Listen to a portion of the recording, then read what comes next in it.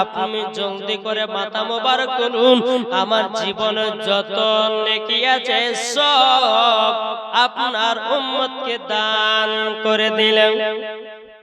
জোর হবে না সুবহানাল্লাহ। এ বাবা যে মুসলমান ভাইরাও, আমার সোনাবানি কেরাও, বাবা চলুন আগে যাও।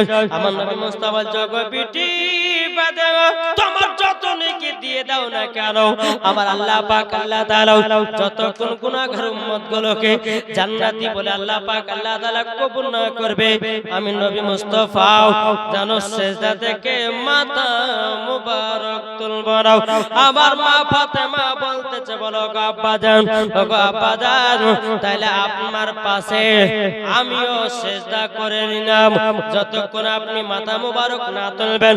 খাতুনে জান্নাত বলতেছে, আমিও মাথা মুবারক তুলব না। জোরে বলুন না সুবহানাল্লাহ।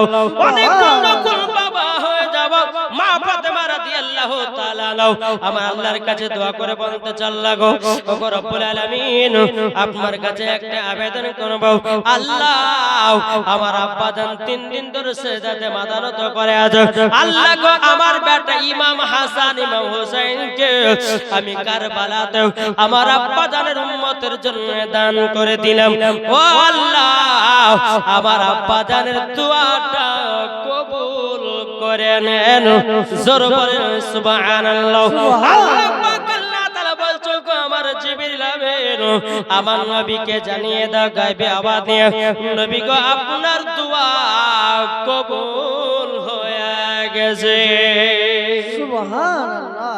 এদিকে যখন এই কথা বলার পরে বেরাদ ইসলাম আমার নবী মুস্তাফা বলতেছে, গো বীরে ফাতেমা, তাইলে তুমি ইমাম হোসেনকে কারবালায় দান করে দিয়েছো, তার জন্য আল্লাহ পাক আল্লাহ তাআলা আমার গুনাহগার উম্মত গুলোকে আল্লাহ জান্নাতি বলে কবুল করে নিয়েছে। আব্বা গো আব্বা, আব্বার জন্য জীবন দিতে রাজি, জান দিতে রাজি, কিন্তু আব্বা জান আপনার সিজদাতে 3 দিন ধরে মাথা নত করে আছেন। আব্বা গো আপনি জলদি করে মাথা মোবারক তুলুন আর মদিনাতে চলুন। সমস্ত সাহাবীরা কেঁদে কেঁদে যেন পাগল হয়ে যায়। সুবহানাল্লাহ। নবী আমার কি করলেন, ইমাম হাসান হোসেনকে বাবাজি 2 কাঁধেতে আপনার তুলে নিয়ে টুকটুক টুকটুক করে মদিনার দিকে আসলেন। আসার পরে সমস্ত সাহাবীরা নবীকে দেখছেন আর চোখের পানি ঝরিয়ে ঝরিয়ে কান্না করতেছেন। বাচ্চা বাচ্চা ছেলেরা নবীর জন্য কান্না করছেন। বিরাদর ইসলাম মুআদ্দাস সামানি কিরাম, এইটা ছিল আমাদের নবী। জোরে বলেন সুবহানাল্লাহ। আমাদের নবী কেমন দেখেন, একটা বেধর্মী একটা বাচ্চা ছেলে মসজিদে গিয়ে পেশাব করছে। একজন বেধর্মী একটা বাচ্চা ছেলে গিয়ে মসজিদে পেশাব করছে। তো উমর ফারুক বলে, হুজুর আমাদের ইবাদত ঘরে পেশাব করছে, যাবো দিয়ে বাচ্চাটাকে মেরে কি তাড়বো? আমার নবী বলছে, উমর ফারুক কিছু বলো না, ওকে আরাম করে পেশাব করতে দাও। জোর হবে না সুবহানাল্লাহ। আরাম করে পেশাব করতে দাও। আরাম করে পেশাব যখন করা হলো, তো আমার নবী বলতেছে, উমর ফারুক বাচ্চাটাকে আমার কাছে নিয়ে এসো। নিয়ে আসা হলো, তো আমার নবী বলছে, বাচ্চা মাথা হাত বোলাচ্ছে, বলে বাচ্চা এখানে আমরা ইবাদত করি, এই জায়গাতে পেশাব করতে হয় না, আর কোনদিন করবে না, ঠিক আছে? তো বাচ্চার মাথা হ্যাঁ লড়ে বলছে, ঠিক আছে হুজুর করবো না। তাইলে বাবাজি এই দেখুন ছিল আমার নবীর শিক্ষা। আজকাল বাবাজি মসজিদে এই আপনার কিনা রমজান মাসে বাচ্চা বাচ্চা ছেলেগুলো আপনার মসজিদে নামাজ পড়তে যায়, কিছু মুসাল্লি আছে তাদেরকে ধমক মেরে দাঁড়িয়ে দেয়। আছে না? জি, ধমক মারে দাঁড়িয়ে দেয়। কেন? খবরদার না, বাচ্চাদের একটু প্রবলেম মসজিদে আসবে, একটু চিল্লা চিল্লি হবে, কিন্তু পাবলিককে একটু মুসাল্লিদেরকে একটু ভালোবাসতে হবে। বলে বাবু চিল্লাতে হয় না, চিল্লালে পরে তোমাকে চকলেট দিব না, তোমাকে এই দিব না সেই দিব না, এই বলে তাকে চুপাইতে হবে। আর আপনার যদি আজকে ধমক মারেন, তাহলে কালকে আর মসজিদে আসবে? জি, মসজিদে আসবে না। আপনাদের এখানে হয় কিনা তার জানি না, অন্য অন্য মসজিদে গিয়ে বাবাজি ইমাম সাহেব তারাবিতে পড়ে গেল, আর বাচ্চা গেলে একবার চিল্লে ভেবড়ে একবার ধরে একবার হাসে মাইসে সব করে পার করে দেয়। হ্যাঁ, তো বিরাদর ইসলাম মুআদ্দাস সামানি কিরাম, আপনাদেরকে বলতে চাই, বাচ্চা ছেলে যখন মসজিদে যাবে তাদেরকে কখনো ধমক মারবেন না, তাদেরকে ভালোবেসে বুঝাবেন, তাদেরকে আপনার বুকে টেনে নিয়ে বুঝাবেন। দেখবেন ওই বাচ্চাটা একদিন বড় হয়ে নামাজি হবে। জোরে বলেন সুবহানাল্লাহ। তো বাবাজি মুসলমান, যাই হোক, এইরকম ভাবে আপনার দিন যায় রাত আছে। বিরাদর ইসলাম মুআজ্জাজ সামানি কিরাম, আমার নবীজির ইন্তিকালের ঘটনা এইরকম ভাবে জীবনে আপনার শুনলে পরে বিরাদর ইসলাম মনে ভরবে এবং আপনারা বুঝতেও পারবেন। জি, তো আমার নবী মুস্তাফার ইন্তিকালের ঘটনা। নবী আমার হঠাৎ করে একদিন বিমারে পড়ে গেলেন, জ্বর পড়লেন। তো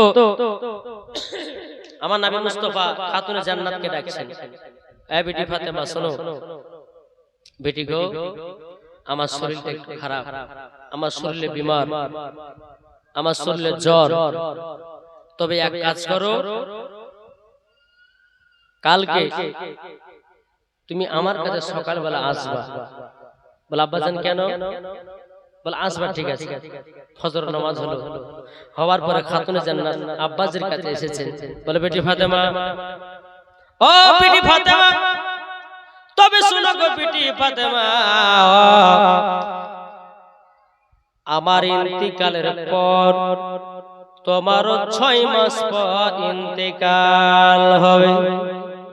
মা ফাতেমা তিনি বাবা কান্না করতে লেগেছেন। বলে আব্বা গো, ও আব্বা জান, এটা আপনি কি শোনালেন? আব্বা গো, আপনার ইন্তিকাল হবে।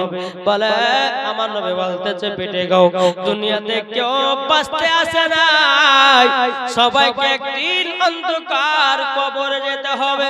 ও ভাই, যুবক ভাই, আপনার এই জায়গাতে অনেকজন বসে আছেন, ভালো লাগছে না খারাপ লাগছে? ভালো লাগছে। যখন আপনি মরে যাবেন, আপনাকে 3 টুকরা কাপড় পরিয়ে বাবাজি জানাজার নামাজ পড়িয়ে কবর যখন আপনাকে শুইয়ে দেওয়া হবে, একলা একলা কবরে পার করবেন কেমন করে? এটাই বাবা বিছানায় ঘুমিয়ে ঘুমিয়ে ভাববেন।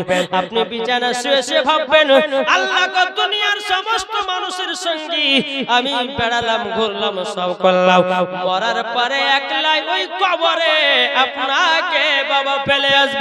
তাইলে বিরাদর ইসলাম মুআজ্জাজ সামানি কিরাম, আমার নবী মুস্তাফা বলছে, বলে বেটি ফাতেমা, আমার ইন্তিকালের পর তোমার 6 মাস পরে ইন্তিকাল হবে। বিরাদর ইসলাম মুআজ্জাজ সামানি কিরাম, মা ফাতেমা তিনি কান্না করতে লাগলেন। আমার নবী বলছে, বেটি ফাতেমা কান্না করো না, আমার সঙ্গে তোমার 3 জায়গায় দেখা হবে। সুবহানাল্লাহ। 3 জায়গায় দেখা হবে। একটা হলো ফুলসিরাতের ধারে, একটা হলো মিজানের ধারে, একটা হলো হাউজে কাউসারের ধারে। ও বেটি ফাতেমা, 3 জায়গায় তোমার সঙ্গে সাক্ষাৎ হবে। মা ফাতেমা আবার খিলখিল করে বাবা হাসতে লাগলেন। হাসতে হাসতে আবার আমার নবী মুস্তাফা মা ফাতেমাকে সিনাতে লাগিয়ে নিয়েছেন। লাগিয়ে নেবার পরে আবার যেন মা ফাতেমা কান্না করতে লাগলেন। মা ফাতেমা রাদিয়াল্লাহু তাআলা তিনি আব্বাজি কান্না করতে লেগেছেন। কান্না করতে করতে করতে আবার কিছুক্ষণ পর মা ফাতেমা হাসতে লেগেছেন। বিরাদর ইসলাম মুআজ্জাজ সামানি কিরাম, মা ফাতেমা রাদিয়াল্লাহু তাআলা একটা পেট ছেলে দিয়েছে 500 টাকা। আল্লাহ গো, তিনি দানটা কবুল করে নিন।